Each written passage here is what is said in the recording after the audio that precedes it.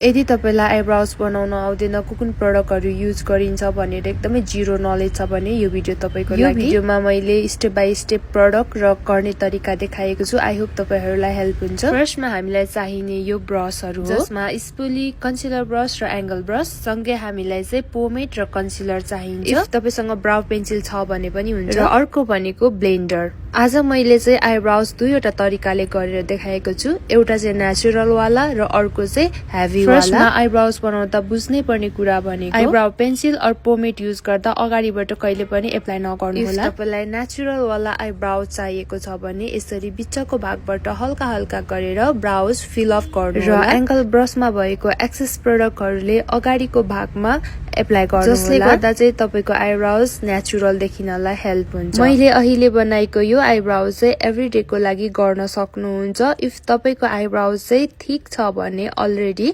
हजुरहरुले यसरी feel up गरिराख्न पर्दैन। र तपाईहरुले देख्न सक्नुहुन्छ यो आइब्रोउ चाहिँ एकदमै नेचुरल बन्न पुगेको छ, नेचुरल आइब्रोउ जस्तै। र मैले अर्को साइडमा चाहिँ हेभी वाला आइब्रोज बनाएर देखाएको छु, जुन चाहिँ तपाईहरुले पार्टी मेकअप, हेभी मेकअप गरेको बेला चाहिँ गर्न सक्नुहुन्छ। यो तरिकाको आइब्रोज बनाउँदा पनि गर्ने प्रोसेस चाहिँ सेम नै हुन्छ। मैले चाहिँ पोमेड 2-3 चोटी लिएर आइब्रोउ फिल अप गरेको छु र यो चाहिँ यस्तो बन्न पुगेको छ। र अब चाहिँ म यसलाई कन्सिलरले सेट गर्दिन्छु। कन्सिलर लिँदाखेरि ब्रशमा एकदमै धेरै प्रोडक्ट लिनु हुँदैन, एकदमै थोरै मात्रामा एकदमै लिमिटले लियो भने चाहिँ तपाईको आइब्रोज सेट गर्दाखेरि फिनिशिङ लुक चाहिँ एकदमै राम्रो बन्न पुग्छ। अदरवाइज चाहिँ तपाईको आइब्रोजमा अड्केर एकदमै केकी देखिन पुग्छ। कन्सिलरले आइब्रोजलाई सेपिङ गर्दाखेरि चाहिँ हामीले यसरी फर्स्टमा एउटा गाइडलाइन क्रिएट गर्ने र त्यसैलाई नै फलो गरेर मजाले कन्सिलर सेट गर्दिने। आइब्रोउको माथिल्लो भागमा पनि सेम वेमा कन्सिलर लिएर